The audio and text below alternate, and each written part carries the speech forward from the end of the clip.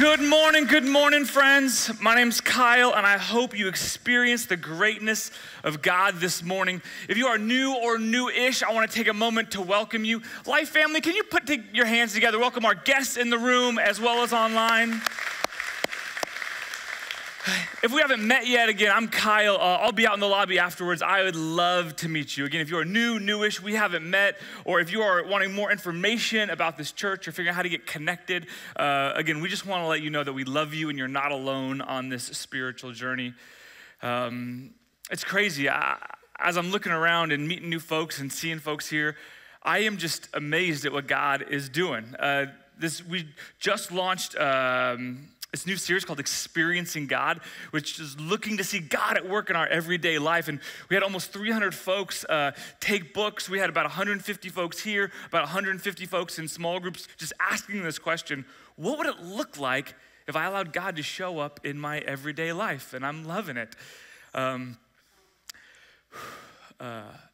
I just can't tell you how much I love you and love being your pastor. I feel like the luckiest guy in the world. Someone asked me recently, how are you doing? I said, well, other than having the back of a 60-year-old with back pain and the face of a 16-year-old, I still have zits. Other than that, my life is pretty good.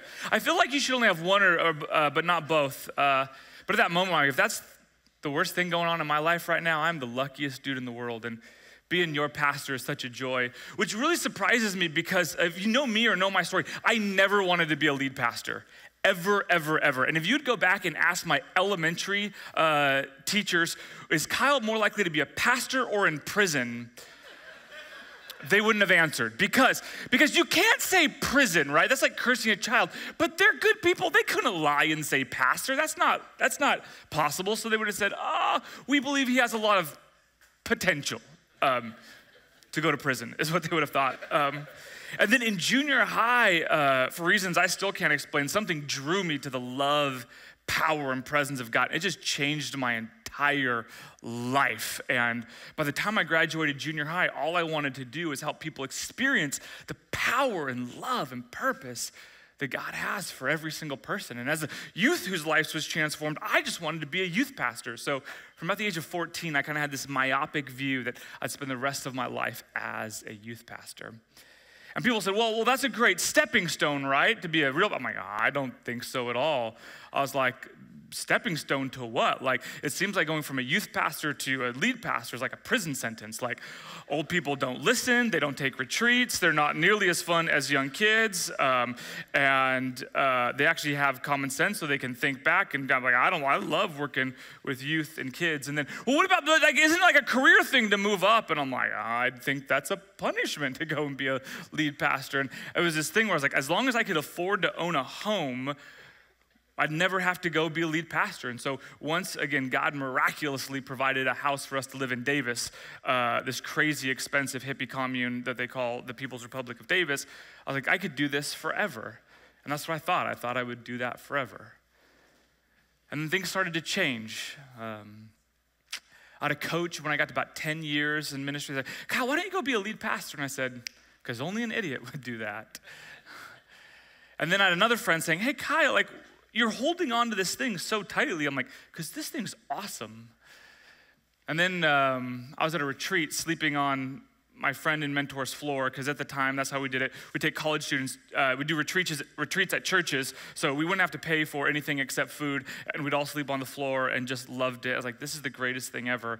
And in there, I was looking at these resumes of other folks. I'm like, these people are knuckleheads. Who would hire them for anything? And there was this thing that said, I wonder if I was holding on too much and too closely.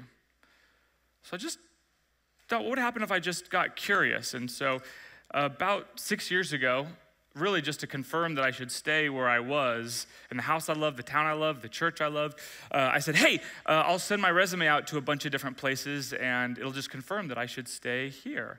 But I just wanted to be open-minded, right? So I applied to a bunch of churches. Almost didn't apply to this one because A, I thought it was too big, and B, this is a little too much information, but I'm online, whatever, what was doing? I was like, I didn't want to be part of a church. Again, if you don't know our history, about 17 years ago, amazing group of folks planted this church, and they came from a larger church in this area that was known for just doing big, great events, and I was like, being a part of a church that has big, great events really isn't my thing. I'm loving folks one at a time, knowing your name, walking life. That's it. Big events that draw wasn't me. I was like, this isn't the type of church I want to be a part of. But there was a college right next door. So I was like, well, I like college students. So I applied here and went and I did an interview here. It's the first time I'd interview anywhere in 10 years. At the end of it, I was walking to the door and talking, and half an hour after the interview, I realized, I need to leave so they can talk about me. I hadn't been there, I was just having so much fun, and there was this curiosity that came up, and I went home that night and said to my wife when I got home, I said, hey, love, this was March. I said, hey, love, I think by the end of the summer, I'm gonna be a lead pastor. She just starts crying. I'm like, are those cheers of happiness or sadness? She said, yes. And we were in that house that we loved, that we remodeled, that we thought we'd live in forever. And the week after that, I went interviewed at a different church. And instead of talking to the people afterwards, I was like, how soon can I get back on the road and get home? Because are not my people. And it's interesting, I was certain of what my path would look like. But when I let go of certainty and embraced curiosity, God did something better than I could have ever fathomed. And today, I sit here and I'm glad that I was wrong. Which makes me ask this question that I want you to ask. Is it possible that certainty is not as good as we think it is? Is it possible that curiosity is better than certainty? Is it possible that curiosity is better than certainty? Because for me, when I was certain, it locked me in to some ideas that I now know were wrong. But curiosity allowed me to say, God, what are you doing? You see, certainty of belief puts you in a place where you think you know everything, and so you're not open to new things. Certainty, when you're like, I'm certain that person will blank, blank, blank, blank, it becomes judgmental, and you put them in a box and you don't let them get out of it. I'm certain that God only does this type of thing, makes you miss for a long time what God is actually doing. So this morning, I just want to ask this question. Is it possible that curiosity is better than certainty? And to show you what I mean, let me get practical and clear about this. Let me show you a picture of this relationship between certainty and clarity in the Bible. In the Bible, we're going to look at a story of a guy named Moses in Exodus chapter 3. If you have your Bibles, go ahead and turn to Exodus 3, and we're going to see the relationship of clarity and certainty. Now, as you're flipping there, again, you got your Bibles, go all the way to the left. You got Genesis and then Exodus, second book of the Bible. This is kind of a famous story. Maybe you know it from Sunday school, or maybe you know it from Disney's The Prince of Egypt. Backstory on this guy named Moses. He was born an outlaw. He was born a Hebrew, and they were enslaved to the Egyptians, and the Egyptians were killing every firstborn Hebrew baby because they didn't want an army to grow up. So when he was born, his mom smuggled him, and then eventually had to let go because she knew she let go. So she let go of him eventually. And the most heartbreaking, courageous thing I think a mom could ever do, put him in a basket and watched him sail down the Nile River to see what would happen. He was adopted not just by anybody, but by the princess, the Pharaoh's daughter. And so it was a Hebrew boy being raised by an Egyptian family, Egyptian royalty, no doubt. After he grows up, he sees the evil that the Egyptians are doing to the Hebrews. And in a moment of anger, maybe just anger, we could debate, I don't know, he sees slave drivers killing his own people. And abusing them. And he decides to take justice into his own hands, and he kills these two slave masters. So he was born illegal, born a crime, and now he's chosen to live that life. And so what does he do after killing these two? He flees into the wilderness. He flees as far as he can go from his past, from his crime, from his shame, until his past catches up with him. In Exodus chapter 3, verse 1. Now Moses was tending the flock of Jethro, his father-in-law, the priest of Midian, and he led the flock to the far side of the wilderness as he came to Horeb. Real quick, let's do a little geography lesson. Here we go. Can we pull up a map here? So here's the deal. So he is raised up here in this area. Then he becomes a murderer, and he's like, run, Forrest, run. He goes as far as he can, and he ends up meeting this cute chick here in Midian. He's like, hey, hey, how you doing? He's like, hey. And then her father's like, hey, I don't really like you very much, but I have an unemployed fugitive son-in-law. Well, I'd rather give him a job than anything else. So here, you can hang out with the sheep all day. Not a very good job, but he's doing this. And it says that his dad is a priest in Midian. What's going on here? The text isn't clear, but if he's a priest in Midian, does that mean he's a priest of another religion, another God? He doesn't follow the one true God of the Bible, the God of Abraham, Isaac, and Jacob, the God who's revealed in the scriptures and in Jesus. Is he following another religion, and now somehow he's adopting this guy in? We don't really know. Maybe it's possible that God is doing more than just what we see in the books of the Bible, the stories of the Bible, tracking this family, this plan that God has. And maybe in priest of Midian, maybe there's other followers of Yahweh, the one true God there, but we don't know. We know he's a rebel. We know that he's an outlaw working for his father-in-law in this place. Go back. This is important. Back to the map. In this little place here, if you can see, look at that, awesome. Right down in this little place. And in this place, look what happens. Verse 2, there, the angel of the Lord appeared to him in a flame from within a bush. Moses saw the bush was on fire, but it did not burn up. Moses thought, I will go over to it and see this strange sight, why the bush does not burn up.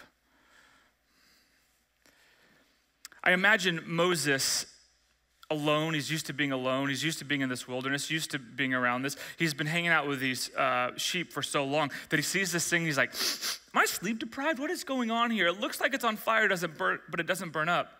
Part of me thinks he's like most dudes I know, but fire, that's cool. I wonder if there's some part of him who's like, ooh, I wish I had some marshmallows here. Ooh, we could roast this thing up. It's gonna be awesome. I don't know what's more curious. Oh, this is awesome. I got a fire next to this, or the bush isn't burning up. But whatever he did, he was curious. And he steps and says, what's going on here?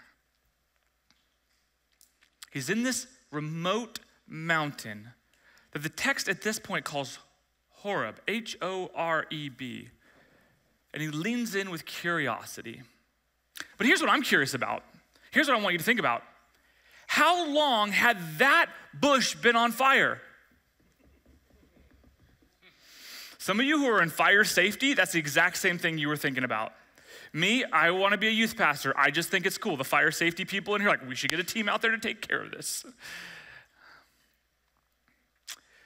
Was it a moment? Was it a day? Was it a year?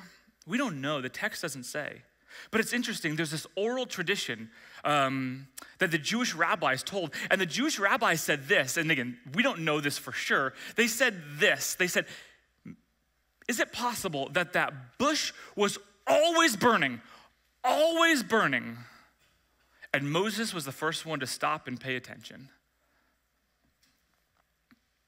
Why is that important?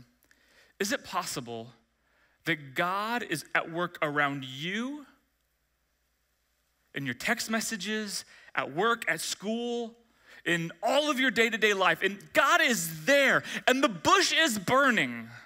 There's something that's just not quite right that grabs your attention, and everyone else has missed it, or you've missed it. And into this moment of curiosity, he leans in. You see, what is he certain about? He's certain about that he's an outlaw. He's certain that for his livelihood, he's got to play good with his father-in-law, the priest of Midian, who also has these sheep. He knows with certainty he's got to take care of these animals for his own livelihood. But in that moment, curiosity gets the best of his certainty. Friends, is it possible that in your everyday life, God has interruptions in plain sight and we're just missing them? I know I did. Kyle, my mentor said, why don't you go think about being a lead pastor? Only an idiot would do that. Hey, Kyle, why don't you do that? Pfft, this is the best thing ever. Kyle, have you ever thought about? Yup, but I don't want to do it. I was certain. I wasn't curious. I was certain. And I wonder how long I missed that burning bush that was sitting there right in front of me. Verse 4. When the Lord saw that when Moses had gone over to look, Moses called to him from within the bush. God called to Moses from within the bush. Moses, Moses. Why does he say it twice? Best guess is if I heard a bush talking to me, I would want it to happen twice because I want to know, am I just hallucinating? Maybe it's because he's a dude, and most dudes I know need to hear it more than once. You know who you are? All of us.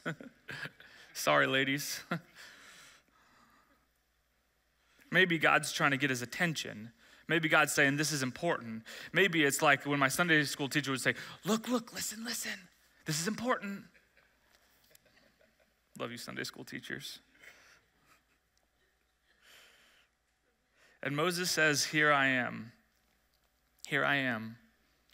Anyone remember week 1 of this year? The very first sermon I preached talked about this posture of here I am, of Hanani, that says, I'm here, I'm present, I'm looking, I'm open. What is going on? In this moment, God has given Moses a sign that the sign leads to curiosity, and the curiosity now leads to openness. Verse 5, God says, do not come any closer. Take off your sandals, for this is a place where you're standing on is holy ground. Some of you, that may seem weird, but maybe you've been to church that maybe the tradition is you don't wear a hat inside the sanctuary. You don't wear a hat while you're praying. Or again, maybe it's not a religious thing. Maybe you've gone and again, people are singing the national anthem. You take off your hat and you stand as a sign of respect. It's the exact same thing happening here, but it's a sign of respect to God. And then he said, I am the God of your father, the God of Abraham, Isaac, and Jacob. And at this, Moses hid his face because he was afraid to look. For every moment, literally until this one, literally this idea just comes to me right now. He hid his face because he was afraid to look. I've always thought that the reason he hid his face was because the holiness of God was so great. It was overwhelming. But is it possible that he hides his face? Because for 40 years, he's been on the run. For 40 years, he's been a fugitive. And for 40 years, no one has known his real name. And no one has known where he came from. No one knew that he was a descendant of Abraham, Isaac, and Jacob. No one knew that he was a Hebrew. And in this moment, he's been found out. 40 years of running from his true self. 40 years of running from the shame that he committed and the murder that he committed. 40 years, and all of a sudden he realizes in front of God he cannot hide. I was getting my hair cut yesterday, and I know, it looks great, thank you. Took my kids with me. The reason I got a haircut was because it was $9.99, and I'm cheap to a fault, and so we're there. And then one of my little guys, he wants to get the lollipop afterwards, and he's like, oh, this is it, this is my first one. And I looked at him, I said, hey, there's security cameras in the back, so I know if you only had one or two. He's like, this might be my second one, I should just put this one back. The person cutting my hair, she says to me this like crazy thing, she's like, we live in a world that if you get caught on camera, you're afraid, but if you get caught by God, nobody cares. And I'm like, oh, shoot. Make sure you get a 2 on the sides. I want to look fresh when I preach tomorrow. I was like, oh, okay here. So here's Moses, realizing that there's been this video watching him his whole life. So is he afraid or ashamed because he's in the presence of a great, glorious God that we just sang about? Maybe. Is it because he's been found out? I don't know. But here's the thing. If it's curiosity that led him to take a step forward, is it possible that it's shame that's making him hide away? Friends, here's my concern, that what shame does, shame tells us the story that says, I am unlovable because I did this thing. And if my partner knew, if my boss knew, if my church knew, if God knew, but here's the deal, friends. God already knows. And when we act like it's not a real thing, what we're doing is we're hiding it from him, and he's essentially saying, I know it's there. When will you bring it out and just be real and honest with me? Some of you are running from God, running from others, and even running from yourself because you don't want to deal with the mistakes you've made in the past. You don't want to deal with the parts of yourself that you don't like. And in that, what you're doing is preventing the life-giving love, life, and truth of Jesus to shine into that place because you are too ashamed to deal with it. And I'll tell you, you're not alone. 9 out of 10 people in this room experience the exact same thing. But maybe in this moment, as much as I like the idea of light, of a burning bush, of fire that cooks marshmallows, maybe, just maybe, the light that God wants you to step into is to bring the thing that you're most embarrassed, ashamed, that you don't even want to admit to yourself, and bring it into the light of God's love, the light of people around you, and even admit to yourself the thing that you haven't been willing to.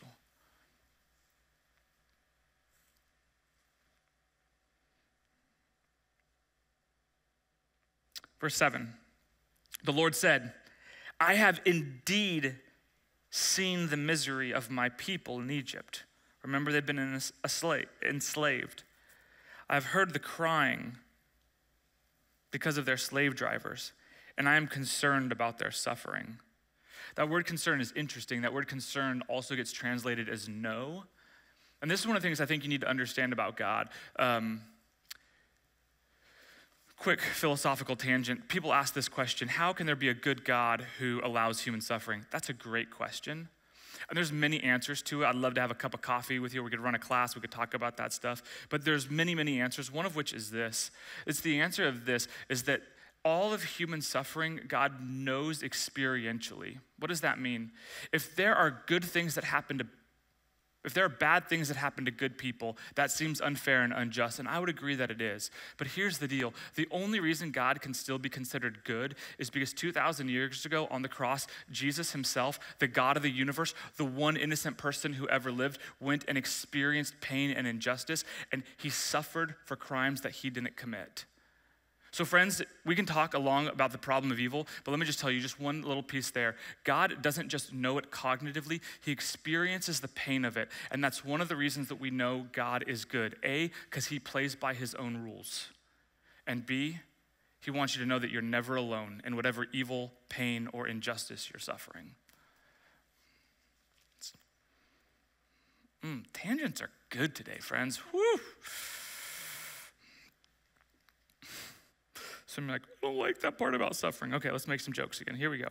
I've come down to rescue the people from the hand of the Egyptians and bring them out to a land flowing with milk and honey, a good, gracious, spacious land, the home of the Canaanites, the Hittites, the Amorites, the Jebusites, the Hivites, and the Gigabytes. Everyone's happy again. Might need to update the joke with terabytes. I got one joke. Cool. And now I've heard the cry of the Israelites, and it's reached me. And I've seen the way the Egyptians are oppressing them. So now go, I am sending you to Pharaoh. What? Wait, to the guy who raised me? The guy who knows the crime I committed? The guy who's been looking for me for 40 years?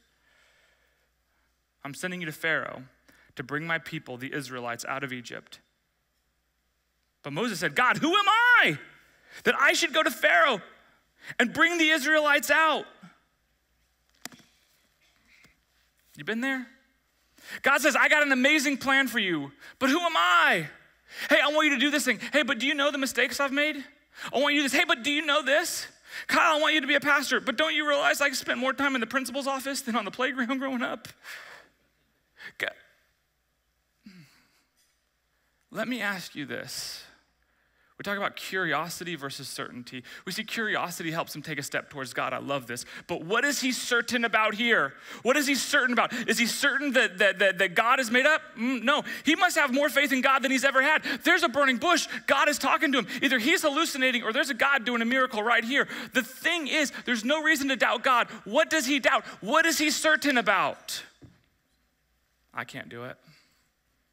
He'll go on and say, I got a speech problem, I stutter. I don't think that's what he's really afraid of. I'm pretty sure he's afraid because he doesn't want to go back. Because when he goes back, the Egyptians hate him for killing one of their own, and the Hebrews hate him because he sold them out. And he lived with all this privilege of an Egyptian. He doesn't want to go back because no one back there likes him. What is he certain about? I can't do it. I'm broken. No one will listen to me. Certain about Jesus? Certain about God? Yeah. But also certain that I can't. Who am I, he says. And listen to God's answer. God says, I will be with you. This is the sign to you. When you have brought the people out of Egypt, you will worship God on this mountain. God, that's awesome, but that sign requires me to go back, do something hard, and then come back to this place. Could you give me a sign today? God, that's a great sign. That's awesome, but a lot of crazy things have to happen between here and there.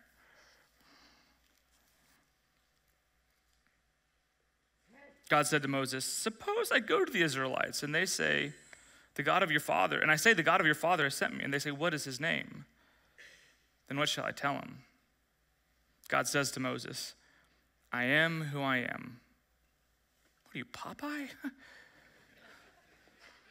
Strong to the finish, 'cause I eat my spinach. I'm Yahweh the sailor man. This is what you are to say.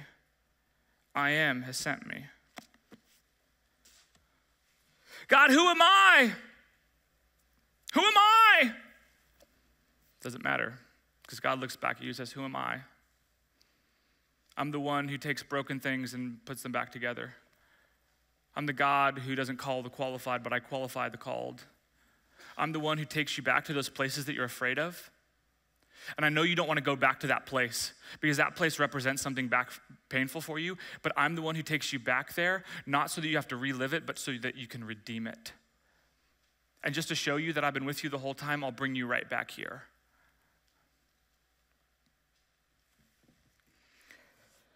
We're going to get back to this idea of God bringing him right back here, but I got to go and clarify some things. I talked about this relationship between certainty and curiosity. I want you to think about it as a spectrum like this. What I want you to think about certain here.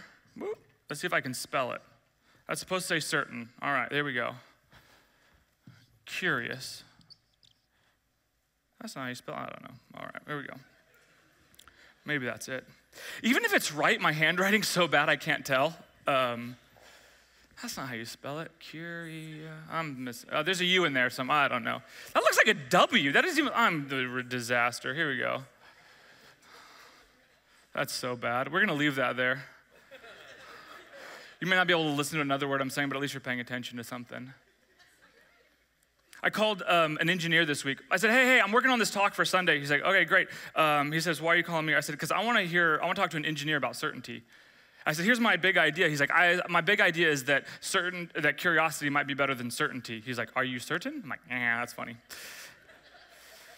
And he's like, I don't know if I agree with that. Oh, I said this, okay, help me understand. You're an engineer, right? You specializes in building bridges, right? Important, very important. You build bridges. Let me ask you this. When you build a bridge, how certain are you that it's going to work?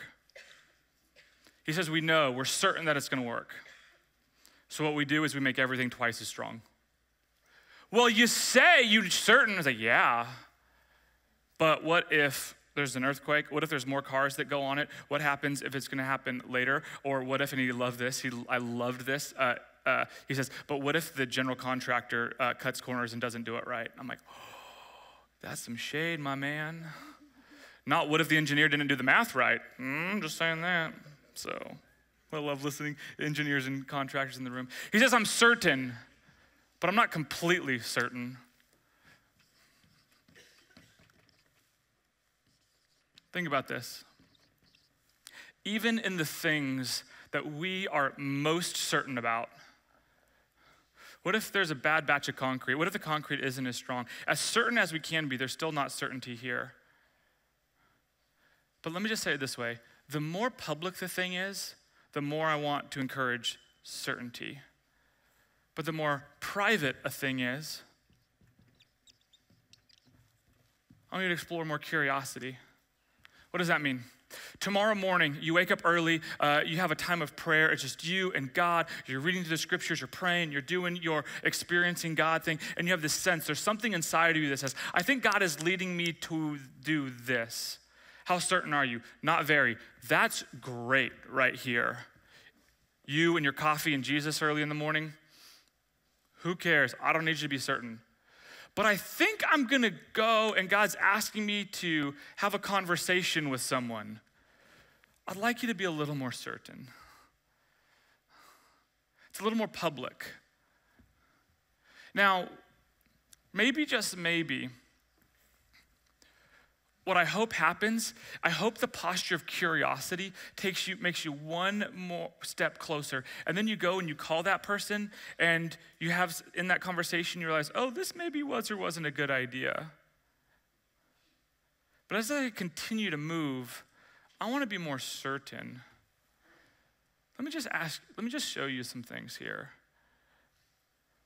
When I have a thing that says, I think God's calling me to do something, I'm fine living here. When I tell my closest friends, I'm fine living here.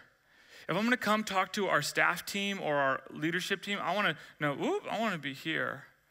But when I'm here preaching a sermon, I wanna be way over here on this side of it. Why? Because the more public it is, the more impact it has on other people, and I wanna be more certain here. Why does that matter? Because there's decisions that you make, but you never get here without asking hard questions. Some of you friends, I'm certain, but you haven't actually done the things to test if it's right. Let me get a little heavy for a second. I'm certain my marriage can survive anything, but you really hope that nothing comes to test it. But let me just show you. The more you have moments of curiosity where there's things that go wrong and you take these steps and you actually get better and get through it, the more times my wife and I have walked through healthy conflict together, what does it do? It makes me more and more certain every single time. Why? Because it's been tried. I'm curious. Hey, if I tell you where I messed up, will you still love me? I'm curious. You see this relationship here?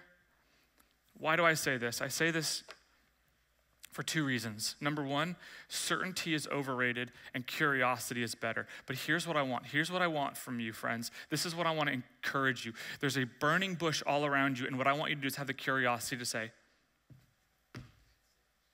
I don't need you to, whoa! Maybe not do that. Some of you, you're dating and you're like, hey, I like this person. Hey, you want to get a cup of coffee? I don't need you to be like, hey, you want to go get married?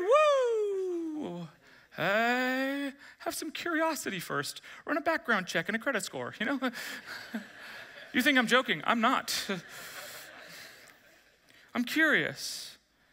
Some of you are here, I don't know if I believe in God or not, but man, take a step. Say, I'm gonna do this experiencing God thing for 12 weeks. And if God does a miracle in these 12 weeks, I'm gonna take the next step. And if not, it's just gonna confirm maybe God isn't for me.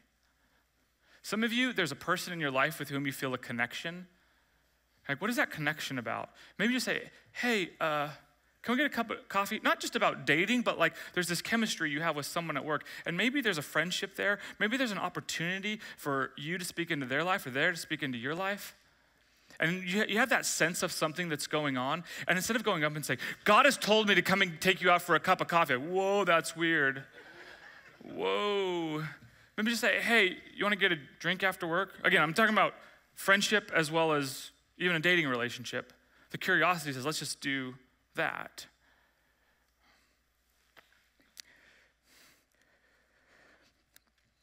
In the monastic world, I don't know, what does that even mean? In the world in which monks would live, there was one school of monasticism that what they'd do is they'd say, I think God's calling me to do something. I think God's calling me to do something. And they'd sit down with their spiritual director, and the spiritual director says, why don't you go try it and let me know how it goes? You think God's calling you to go and move from these types of chores to these types? Go do it for a month and let me know how it goes. Just be curious. Be quick to take a step. You think, hey, I'm gonna make a lifelong pledge to celibacy and simplicity and leave my life and family and go join a monastery. Let's try it for a year and be curious for a year. Because here's the thing, friends. As we go back to this story, as we wrap up with this map, I want to show you, friends, a little bit about what curiosity and certainty looks like. Moses was here, and as an exile, he went, and for 40 years, he was in exile, wandering around in the wilderness. That must have been a time of failure, right? No. What did God do? God takes that 40 years of wandering, and it becomes 40 years of leading the Israelites through the wilderness. Moses is like, I'm a failure. I'm a foreigner. I go to another town. The only reason I have a job is my father-in-law hires me. I must not be that good to be able to stand on my own 2 feet. I feel ashamed. I've got to rely on the grace of my father-in-law. That Midianite priest, he doesn't even follow the one true God. 60 years later, he'd be walking through that wilderness again, and he'd realize, I don't have the leadership experience for it. And he'd go to Jethro, his father-in-law, who's like, I've got lots of experience leading people. There's a better way to do this. I can't go back to Egypt, he says, because the Egyptians hate me and the Hebrews hate me. Yeah, but maybe, just maybe, that's the reason God is calling you, because you're the only one who knows how to speak Hebrew as well as the customs and culture of the Egyptians. You're the only one. Let me be clear, friends. I think we live in a world that's so outcome, success, and plans oriented. We're afraid to take a first step because we don't know what the plan's gonna hold. God says you don't have to know, you just have to take the next step. Some of you look at things in your life like, that was a waste, I should never have done that.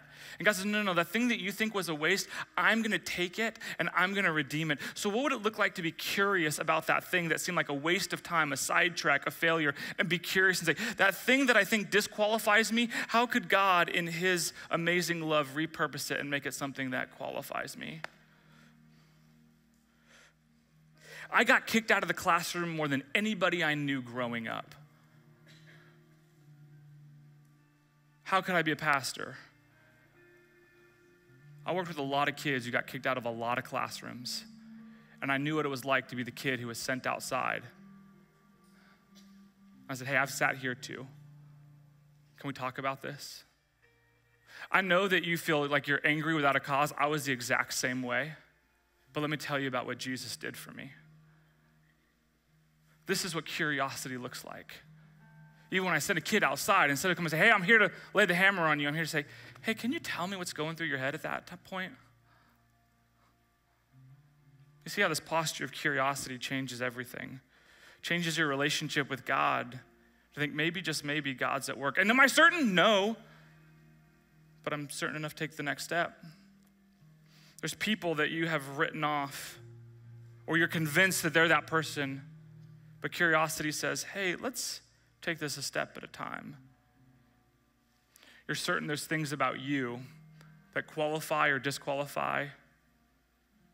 And God's like, I know you're certain. But let me tell you what I can do with your failures, insecurity, would absolutely blow your mind. Friends, this is what our series of Experiencing God is all about. It's about opening our eyes to see God working in everything from burning bushes to our past to an unknown future. And I don't know how those all connect for you, but I'm certain of this, that God works all things together for good. Yes, even that. So let's get curious together and see what God and only God can do in you and through you. Let's pray. God, we thank you that the same way you worked with people then is how you work with people now. I pray that you would open our hearts to take whatever next step. I pray that you'd break down the lies that we are certain are true. And I pray that you give us the faith to follow you, no matter where or how scary it might be. Jesus, hear our prayer. And all God's people said, amen.